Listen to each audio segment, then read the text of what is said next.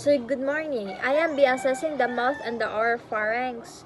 This involves a thorough examination of the oral cavity and the area of the back of the mouth. This includes the lips, tongue, teeth, gums, palate, tonsils, and the throat. This procedure is vital for diagnosing the various conditions such as infections, inflammation, lesions, and tumors. Uh, this is this this also this is also this also helps monitor our overall health and guides treatment planning and allows to prevent care measures. So I'm going to start the procedure. So next is I'm going to inspect the teeth and the gums.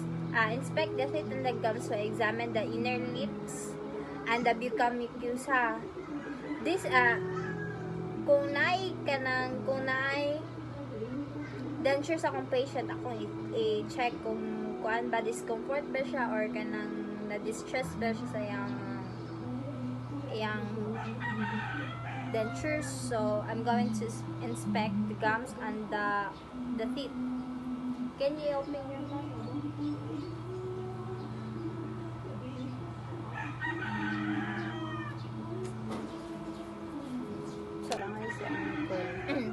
So next is I'm going to inspect the tongue or the flow of the mouth. So inspect the surface of the tongue for the position, color, and texture. So I'm going to check the position of the tongue. So can you open your mouth, ma'am? So normal naman ang iyang tongue naman sa center. Then next is I'm going to check the color. So dili sa siya luspad, wala sa siya kon mga lesions or samad-samad. Then after that is the texture of the tongue. If her tongue is kanang rough or kanang kuan daghan ba kanang samad-samad mo to. So okay naman niyang tongue. I'm just going to use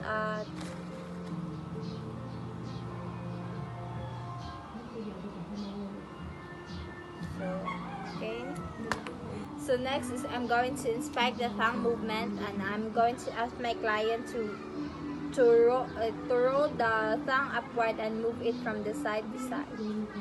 So can you up your tongue, then move it side. So next is I'm going to I want you to put your tip of the tongue against the roof of your mouth. So can you open your mouth now?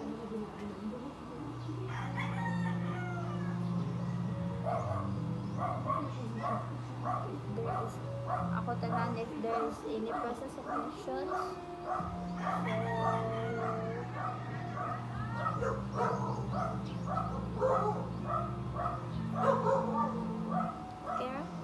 So next is I'm going to palpate the tongue and floor of the mouth for any nodules, lumps, and excoriated areas. So I'm going to use ghost pad, sterile ghost pad.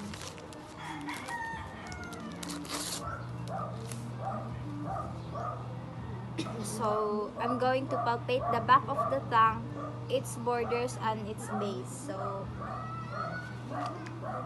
can you open your mouth?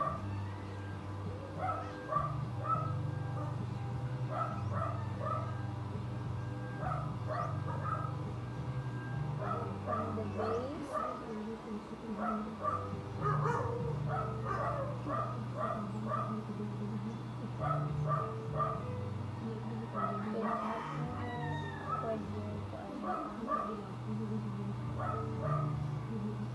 So next is to inspect the salivary duct openings for any swelling or redness. So next is to inspect the salivary ducts openings for any swelling or redness. So next is I'm going to inspect the salivary glands. Inspect the salivary duct opening for any swelling or redness. So, can you open your mouth, ma'am?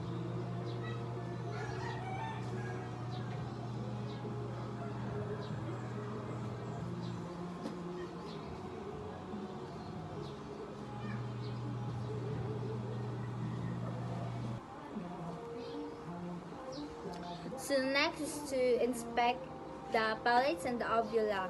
So inspect the hard and the soft palate for any for color, shape, texture, and any presence of bony prominences. So can you open your mouth, ma'am?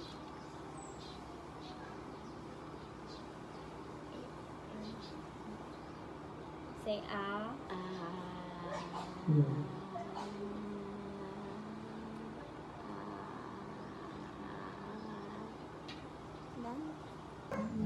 So next is to inspect the oropharynx and the tonsils. Inspect the oropharynx for color, texture, and inspect one side at a time to avoid the eliciting gag relax.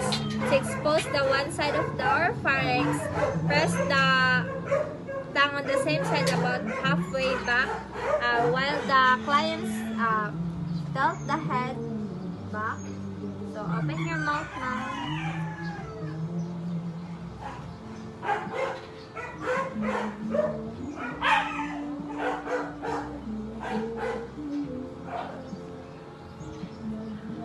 So next is to inspect the tonsils for color, discharge for the size. So tonsils.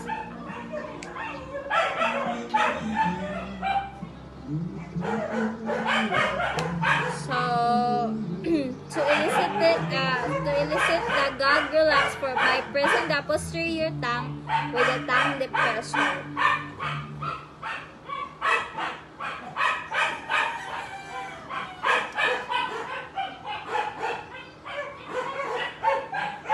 So next is to document.